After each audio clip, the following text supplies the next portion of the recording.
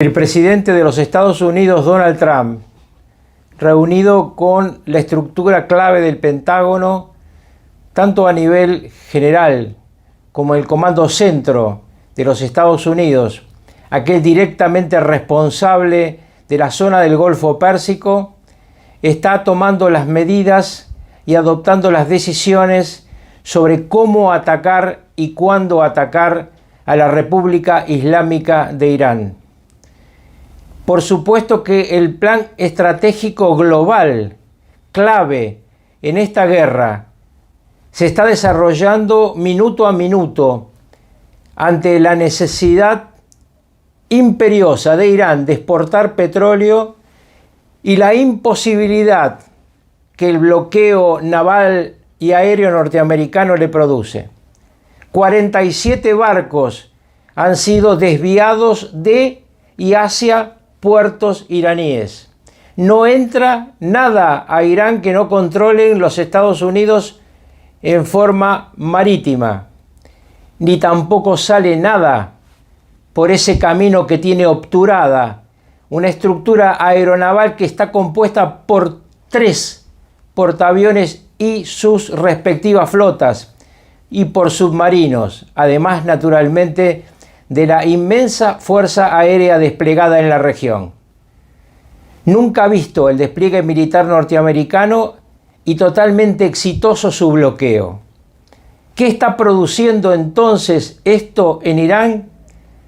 Una desesperación doble. No entran ingresos por el producto clave en el desarrollo de su Producto Bruto Interno. El 80% de las exportaciones de Irán son por petróleo y derivados y no están saliendo, no están entrando las divisas.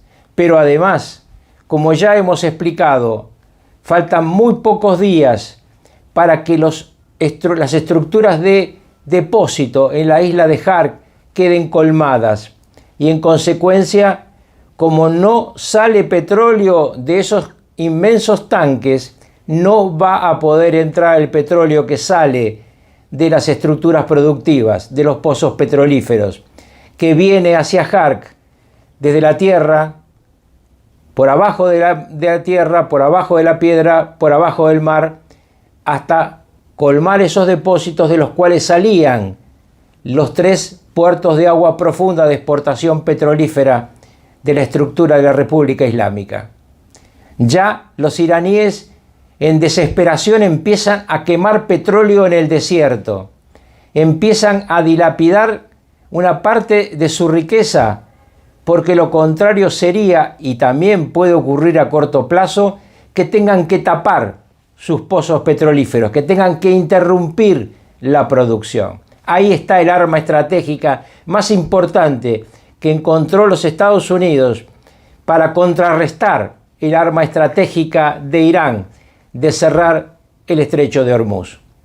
Mientras tanto, Estados Unidos está batiendo exportaciones récord de petróleo crudo y de derivados. Y junto a sus socios y a los países que están vinculados política y militarmente con él, controla la mayoría de las reservas de petróleo del mundo. Recordemos que Estados Unidos controla ahora el petróleo de Nigeria, primer productor de petróleo en África. El petróleo de Venezuela, no solamente el primer productor de América, es además la reserva más grande de petróleo en el mundo entero. Tiene una relación cercanísima con Mohammed bin Salman, que controla la fuente energética de este oro negro más importante en la zona del Golfo Pérsico, y que mientras nadie puede salir porque el estrecho de Hormuz está cerrado, ese país, Arabia Saudita, saca su petróleo por el Mar Rojo, más allá de la amenaza iraní de que iban a cerrar el estrecho de Al-Mandeb, que no han podido cerrarlo porque los hutíes son dependientes de Irán, pero no se suicidan en un enfrentamiento doble entre Arabia Saudita y los Estados Unidos, sobre todo porque además ese petróleo, la mayoría de él, va destinado a la República Popular China. Irán está cercado, está solo, está presto a una demolición militar, pero mientras tanto se produce esta debacle económica, este colapso petrolero. ¿Cómo está su contendiente? ¿Cómo están los Estados Unidos? Bueno, como ya he dicho, tienen reservas petrolíferas inmensas. Están batiendo récords de exportación de petróleo. 5.600.000 barriles diarios de petróleo crudo exportó durante el mes que está terminando la mayor potencia militar y también la mayor potencia petrolera del mundo en este momento. ¿Qué hace su rival? ¿Qué hace Irán? Bueno, Irán se prepara para enfrentar el Holocausto. Se prepara para una guerra final.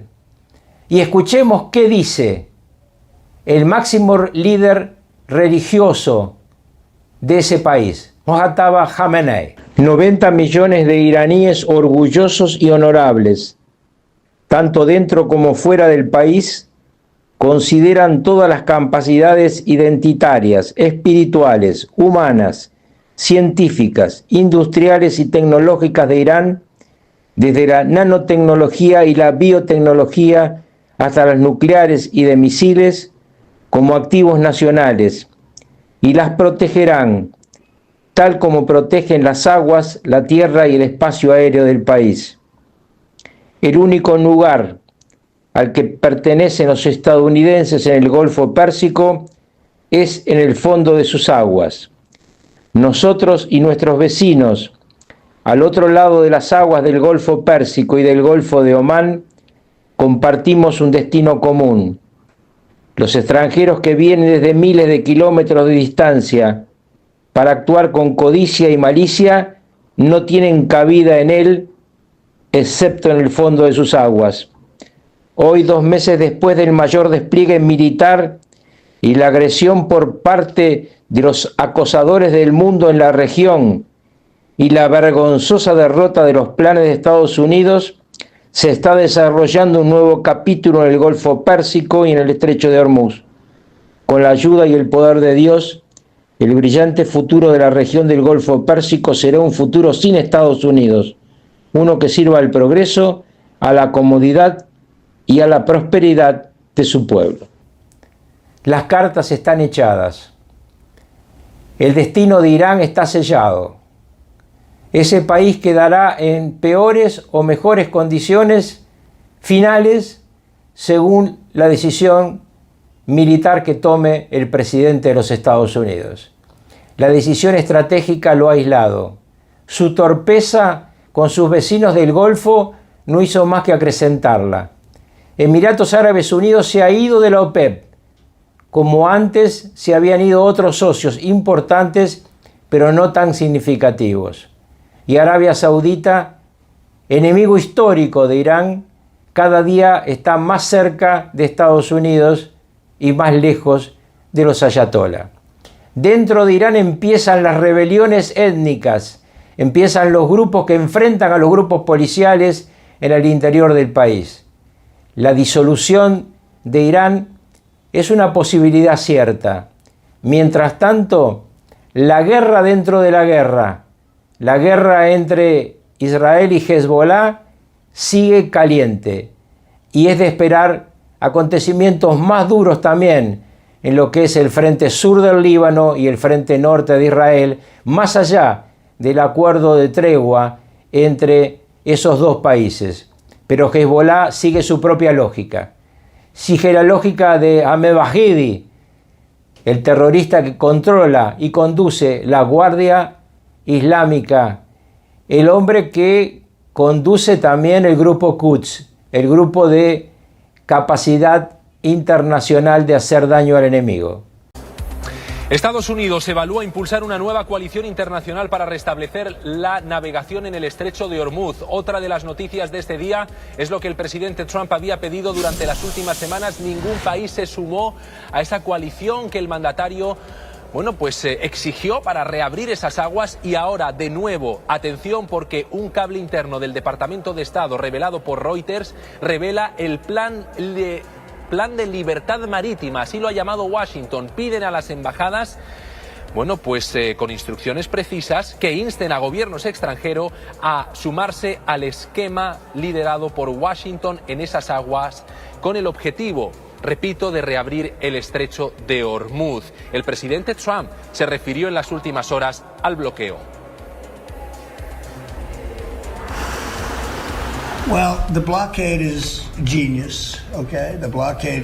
Bueno, el bloqueo es genial, ¿de acuerdo? El bloqueo ha sido 100% infalible. Demuestra lo buena que es nuestra armada. Se lo aseguro, nadie va a jugar. Tenemos el mejor ejército del mundo y lo construí en gran parte durante mi primer mandato y lo hemos seguido construyendo desde entonces. El mejor del mundo. Es decir, militarmente los hemos aniquilado, no les queda ejército. La armada está en el fondo del mar. La fuerza aérea jamás volverá a volar. Tenemos un ejército increíble. Ahora tienen que rendirse. Eso es todo lo que tienen que hacer. Simplemente decir, nos rendimos, nos rendimos. Pero su economía está en serios problemas. Es una economía muerta. Se incorpora al club de prensa el profesor del Instituto de Guerra Naval, capitán de navío, Fernando Bacotti. Un gusto saludarle. Gracias por acompañarnos con esta noticia, esa coalición que Washington está intentando llevar a cabo, intentando levantar, conocida como Libertad Marítima, con el objetivo de que otros gobiernos se sumen a esa intención de reabrir el estrecho. ¿Cree usted que lo conseguirá Washington? ¿Que se sumarán otras naciones a los planes del presidente Trump? Bienvenido. Buenas tardes, Roberto. ¿Cómo están? Saludos al equipo. Pienso que en esta oportunidad va a tener buena repercusión el presidente Trump porque el tema del petróleo está llegando a un nivel en el que va a pasar a ser un problema en cualquier momento. Hasta ahora, un poco más de un mes, menos de 2. ¿Me escuchan? ¿Me escuchan, Roberto? Le escucho perfectamente, perfectamente. Te decía que hasta ahora se han venido manejando con las reservas estratégicas que todos los países o la mayoría de los países tienen. Pero a partir de estos días van a estar en estado crítico. Incluso las propias refinerías y los depósitos de Irán se van a ver colmados de petróleo. Y van a tener que incluso, según las informaciones que hay, comenzar a cerrar pozos. Lo cual le va a provocar una doble preocupación y un doble impacto negativo en Irán. Van a dejar de producir y van a tener que comenzar a quemar petróleo. Y después reabrir un pozo es más difícil que comenzar un pozo nuevo inclusive. Atención, porque el presidente del régimen ayatolá, Pezeshkian, también se ha pronunciado sobre este bloqueo. Esta es su reacción de último minuto. El mundo ha sido testigo de la tolerancia y la conciliación de Irán. Lo que se está haciendo bajo la apariencia de un bloqueo naval es una extensión de las operaciones militares contra una nación que está pagando el precio por su resistencia e independencia. La continuación de este enfoque opresivo es intolerable. Eso dicen los ayatolá, es lo que dice en este caso Masoud Pezeshkian, quien es el presidente del régimen ayatolá, pero atención porque las Naciones Unidas también se ha pronunciado al respecto. Señor Bacotti, usted ha sido consejero de seguridad de Naciones Unidas, escuchemos lo que pide la ONU. The Middle East crisis is lumbering into its third month. La crisis en Oriente Medio se extiende por su tercer mes. A pesar de un frágil alto el fuego, las consecuencias se agravan drásticamente con cada hora que pasa. Me preocupa profundamente la restricción de los derechos y libertades de navegación en la zona del estrecho de Hormuz, que impide el suministro de petróleo, gas, fertilizantes y otros productos básicos esenciales, perturba los mercados de energía, transporte, manufactura y alimentos y estrangula la economía mundial. Señor Bacotti, ¿cómo interpreta este mensaje de las Naciones Unidas y también el tuit que ha publicado el presidente del régimen, estas dos reacciones que se acaban de producir y que les hemos ofrecido? Bueno, de parte de la Organización de Naciones Unidas no se pueden esperar comentarios que no sean de este orden, ¿verdad? Y seguramente presionados también por esa parte del continente y esa parte de lo que yo digo hoy que estamos viviendo, que es un choque de civilizaciones y temas religiosos y un mundo muy complejo, que lleva a que un secretario general haga este tipo de comunicados, o sea, que alguien le haga el comunicado para que él lo lea. No creo que tenga mucha más fuerza el comunicado del secretario general de la ONU que el que tiene el presidente específicamente Irán. ¿Por qué? Porque una cosa es estar comunicando desde el terreno con el pueblo atrás y viendo los efectos negativos, los efectos adversos de la guerra, en carne propia, con muertos, con infraestructuras críticas afectadas, y otra es desde la comodidad de un escritorio en Nueva York, en donde las presiones son evidentemente diferentes. Veamos una reacción que llega desde Europa, donde se encuentra Edgardo Pinel, en particular desde Alemania, porque le piden al régimen ayatolá que deje de ganar tiempo y que se sienta a dialogar, pero de verdad y con una verdadera voluntad de llegar a un acuerdo. Denn wenn Hormuz blockiert bleibt, hat das massive... Si el Hormuz permanece bloqueado, esto causará enormes daños económicos a todos. Por lo tanto, nuestro mensaje es que Irán debe sentarse a la mesa de negociaciones, debe dejar de ganar tiempo, no debe seguir manteniendo como rehén a toda la región y en última instancia al mundo entero. El programa nuclear militar de Irán debe terminar, no debe haber más ataques contra Israel ni contra nuestros socios en la región. La postura del bloque europeo, Edgardo Pinel, ¿cree que es un cambio lo que estamos viendo en la posición de Alemania y que servirá para presionar a que los ayatolás realmente lleguen a un acuerdo con Estados Unidos? Bueno, Alemania característicamente es un país bastante serio en su política y siempre lo que dice, nos guste o no nos guste, creo que tienen bastante sensatez. Y en este caso lo que ha planteado el canciller alemán es algo básico. Hoy han salido las estadísticas, por ejemplo, del trimestre, del rendimiento económico trimestral, tanto de Alemania como de la zona euro, y son bastante marginales. Es decir, estamos hablando de un crecimiento del 0,3%, es decir, casi, por no decir un estancamiento del crecimiento económico. El tema de la inflación también disparada en Francia, Alemania. Creo que cuando el canciller alemán habla de esto es porque ya hay un impacto directo en el bolsillo de los alemanes y también de los europeos, que son altamente dependientes del petróleo, de la importación de petróleo. Y en este caso, por eso es la importancia de recordar que el estrecho de Hormuz son aguas internacionales, no son aguas internas de Irán, no le pertenecen a Irán, no puede decidir unilateralmente ni antes de la guerra ni ahora, mucho menos el régimen iraní, un bloqueo de este tipo. Así que ya por eso está elevando la voz y está exigiendo, en este caso a Alemania, que haya una negociación seria, o que digan definitivamente que no van a negociar, o que no quieren negociar, o que se acabó cualquier oportunidad de la negociación. Irán, el régimen de Irán, no ha dicho claramente que no quiera negociar, dicen que sí, pero bueno, si se quiere negociar, tienen que darse avances concretos en cuanto a las exigencias por parte de Estados Unidos, bueno, los planteamientos que ellos también tengan, pero la negociación tiene que dar frutos de una manera pronta, porque si no, obviamente lo que estamos hablando es de una estrategia de ralentizar cualquier tipo de proceso de entendimiento posible, y en esa medida van a ir creciendo las posibilidades de reanudarse una confrontación militar directa para tratar de definir esta situación sobre el terreno de juego, por supuesto, el terreno de combate. Así que cada vez más están saliendo más llamamientos en este sentido, de pidiendo de alguna manera que se defina claramente. Estados Unidos ya ha puesto todas las cartas sobre la mesa, ahora Irán tendrá que decidirlo en un corto plazo si lo toma o lo deja. Mientras tanto, el precio del petróleo se disparó de nuevo este jueves. Atención, porque está por encima de los $126 antes de caer a 113. Es una volatilidad que se debe a ese estancamiento de la guerra contra el régimen ayatolá y al temor de que el bloqueo del estrecho de Hormuz se prolongue. ¿Qué pasará, señor Bacotti, con los precios del petróleo? ¿Conseguirá Estados Unidos estabilizarlo? Porque parece que eso podría pasar incluso factura electoral al presidente Trump. Hay enfado en Estados Unidos porque la gasolina es más cara. No solo en Estados Unidos, Roberto. Esto está teniendo impacto global. Por ejemplo, aquí en Sudamérica, en el sur del continente, también se están sintiendo los impactos de la suba del barril de petróleo.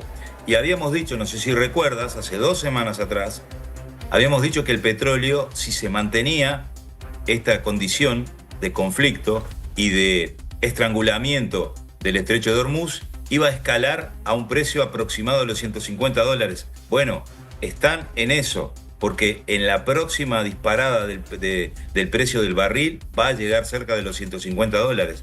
Pienso que el gobierno norteamericano, el presidente Trump, se tiene que focalizar en solucionar esto porque se le va a complicar muchísimo en la interna.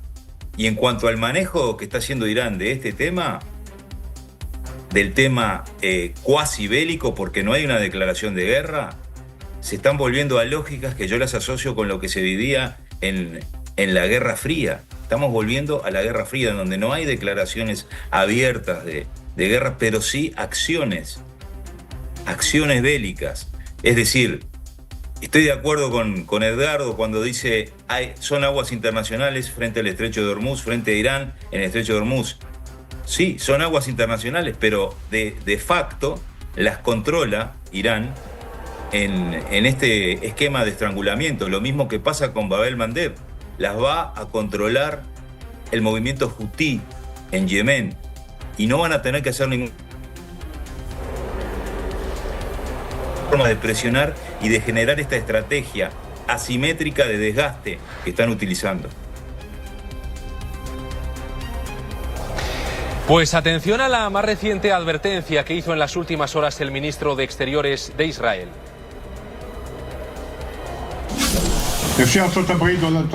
El presidente de Estados Unidos, Donald Trump, en coordinación con el primer ministro Benjamin Netanyahu, lidera los esfuerzos para lograr los objetivos de la campaña, garantizar que Irán no vuelva a representar una amenaza para Israel, Estados Unidos y el mundo libre en el futuro. Apoyamos este esfuerzo y brindamos el apoyo necesario, pero es posible que pronto tengamos que volver a actuar para asegurar el cumplimiento de estos objetivos. Que Irán no vuelva a representar una amenaza para Israel, para Occidente, para Estados Unidos. Y en este contexto, ojo, porque las fuerzas de defensa israelíes han interceptado la segunda flotilla con supuesta ayuda humanitaria que iba hacia Gaza. Vean las imágenes porque se produjo la interceptación en aguas del mar Mediterráneo cerca de Grecia. A varias de esas embarcaciones de la segunda flotilla llamada Global Sumud, que partió desde hace 2 semanas con esa supuesta intención. En fin, el embajador Dani Danon, el embajador de Israel ante la ONU, definió como agitadores delirantes a los integrantes de esta segunda flotilla. Veamos lo que dicen ellos al respecto.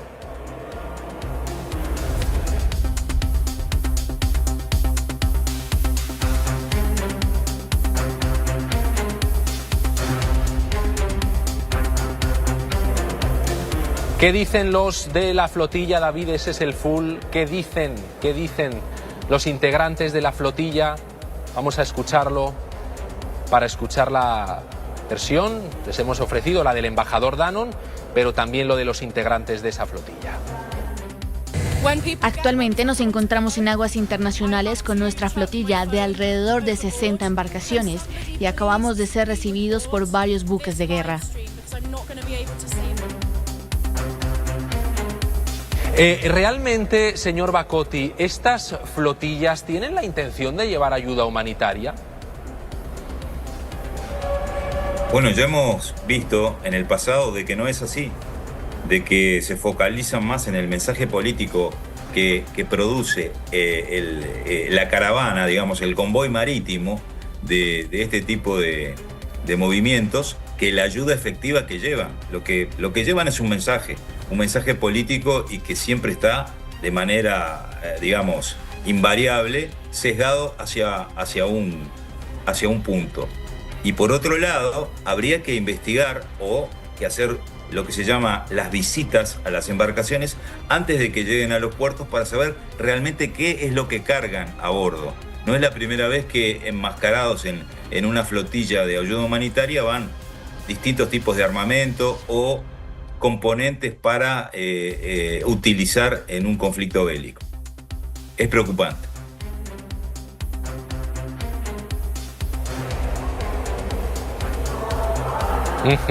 Incluso, Edgardo, hay acusaciones directas por parte de Israel de que esas flotillas podrían haber estado patrocinadas por Hamás.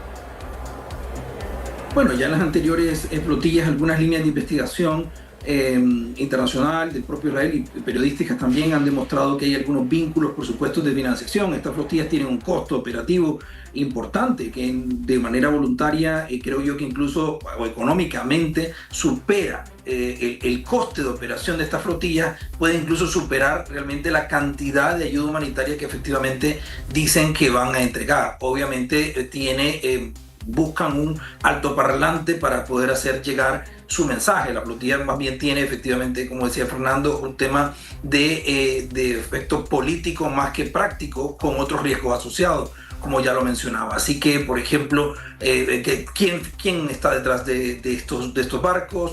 Ellos alegan o argumentan que son voluntarios, pero realmente tienen un coste operativo de puertos, de combustible, de tripulantes, etcétera, y realmente la ayuda en términos prácticos es bastante marginal.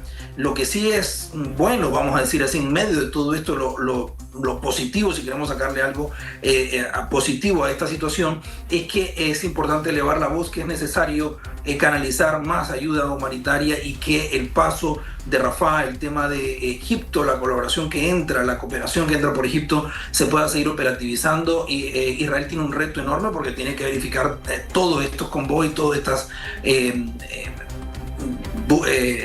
contenedores internacionales que llegan. Así que la situación en Gaza es una situación que hay que visibilizarla también en función de que sabemos que hay otra situación mayor, una guerra en curso en Irán, y que ha olvidado un poco la situación humanitaria en Gaza.